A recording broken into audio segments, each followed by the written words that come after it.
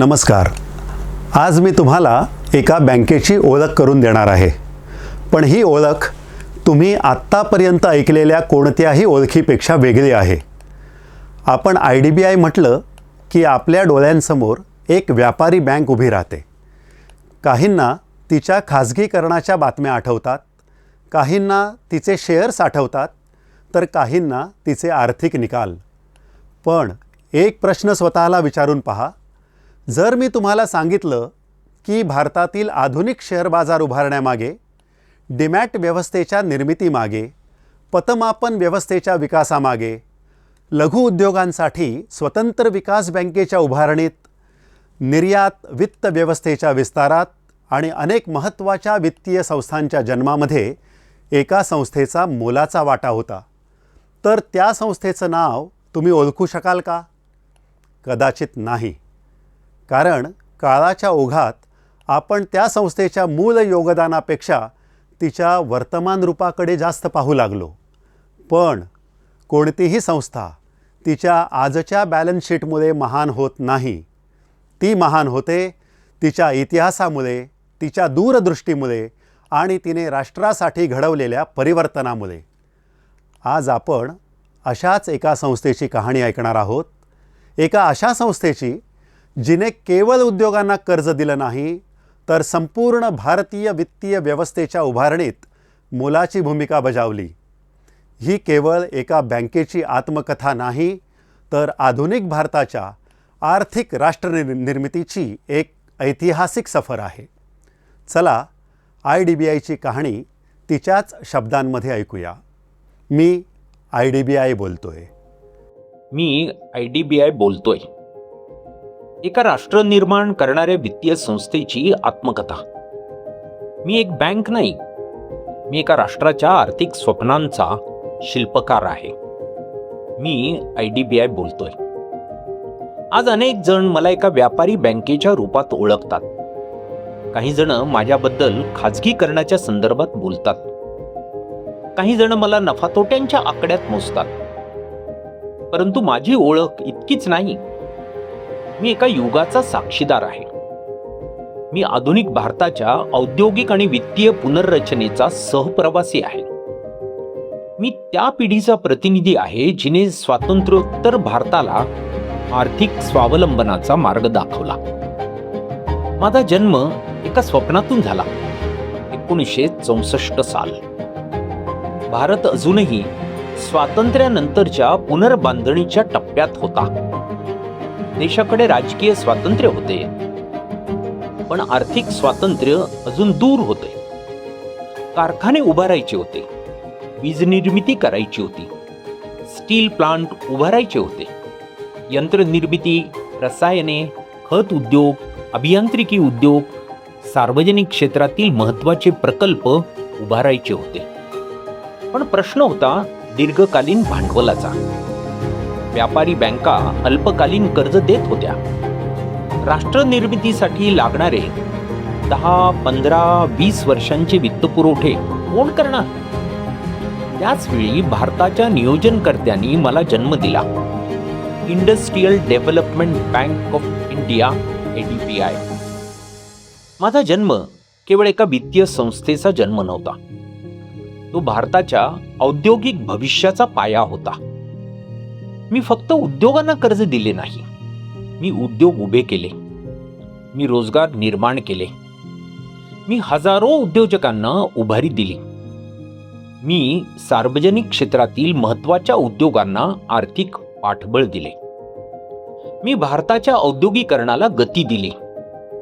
अनेक मोठ्या उद्योगांच्या पायात माझे भांडवल मिसळले होते. अनेक धरणांमध्ये, कारखान्यांमध्ये, वीज प्रकल्पांमध्ये, खत कारखान्यांमध्ये, अभियांत्रिकी उद्योगांमध्ये माझ्या कर्जाची ताकद आहे. पण माझे सर्वात मोठे कार्य वेगळे आहे. मी केवळ पैसा दिला नाही, मी संस्था उभारल्या. मी संपूर्ण वित्तीय व्यवस्था घडवली. आज भारताच्या वित्तीय व्यवस्थेतील अनेक संस्था माझ्या कुशीत जन्माला आल्या. मी भारताला आधुनिक शेअर बाजार दिला. 1990च्या दशकात भारतीय शेअर बाजाराला आधुनिक रूप देण्याची वेळ आली. दलालांच्या नियंत्रणातून मुक्त, पारदर्शक आणि संगणकीकृत बाजारपेठ उभी करण्याचे स्वप्न होते. त्या स्वप्नातून जन्म झाला national stock exchange of India या संस्थेचा. आज लाखो गुंतवणूकदार ज्या आधुनिक शेअर बाजाराचा लाभ घेतात, त्याच्या उभारणीत माझा सिंहाचा वाटा आहे. मी भारताला डीमॅट व्यवस्था दिली. एक काळ असा होता की शेअर म्हणजे कागद, तो हरवायचा, बनावट प्रमाणपत्रे तयार व्हायची, व्यवहार पूर्ण होण्यासाठी महिने लागायचे. मग मी पुढाकार घेतला. जन्म झाला नॅशनल सेक्युरिटीज डिपॉझिटरी लिमिटेड या संस्थेचा. आज कोट्यवधी भारतीय डीमॅट खात्याद्वारे व्यवहार करतात. त्या परिवर्तनाच्या इतिहासात माझे नाव कोरलेले आहे. मी भारताला विश्वास दिला. कंपनी विश्वासार्ह आहे की नाही, कर्जरोखा सुरक्षित आहे का नाही, गुंतवणूकदारांनी कोणावर विश्वास ठेवायचा, यासाठी मी उभारण्यात मदत केली केअर रेटिंग एजन्सीची.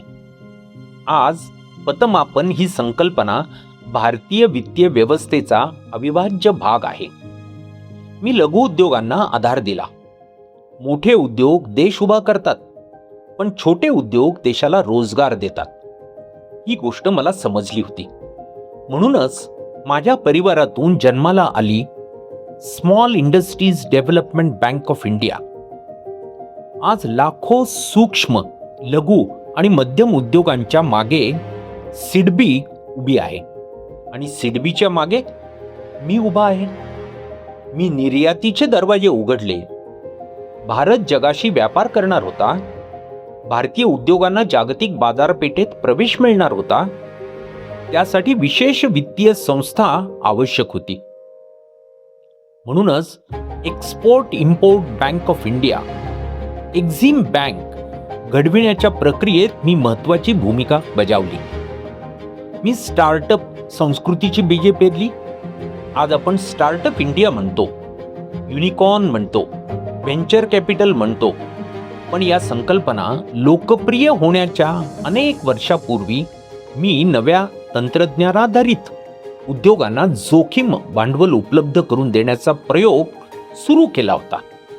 त्यातून जन्माला आली technology development and information company of India. आजच्या स्टार्टअप संस्कृतीच्या इतिहासात माझे योगदान अनेकदा विसरले जाते. मी फक्त संस्था निर्माण केल्या नाही, मी व्यवस्था निर्माण केली. मी संस्थांना जोडले.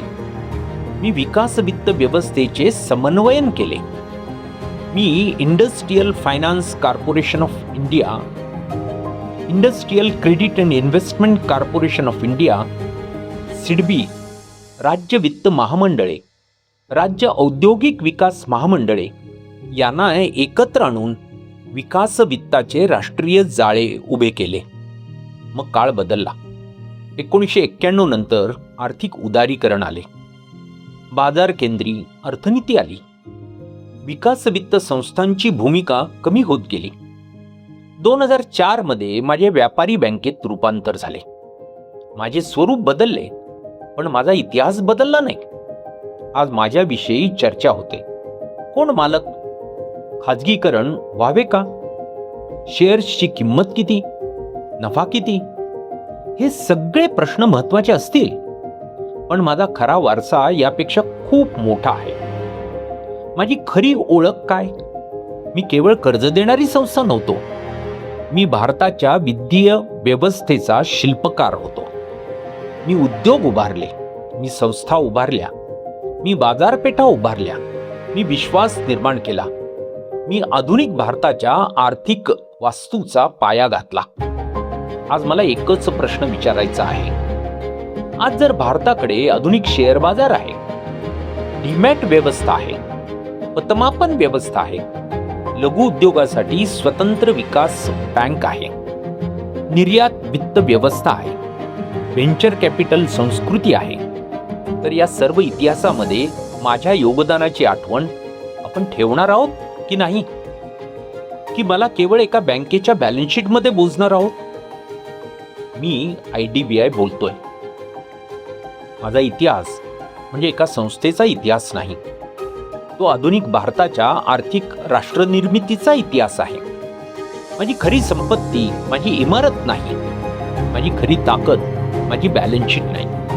माझी खरी ओळख म्हणजे मी उभारलेल्या संस्था, मी घडवलेली वित्तीय व्यवस्था आणि भारताच्या विकासासाठी दिलेले माझे ऐतिहासिक योगदान. म्हणूनच मला आठवा, केवळ एक बँक म्हणून नव्हे तर भारतीय वित्तीय संरचनेचा प्रमुख शिल्पकार म्हणून मी IDBI बोलतोय. आणि हा माझ्या अस्तित्वाचा, माझ्या योगदानाचा आणि भारताच्या आर्थिक इतिहासाचा आवाज आहे.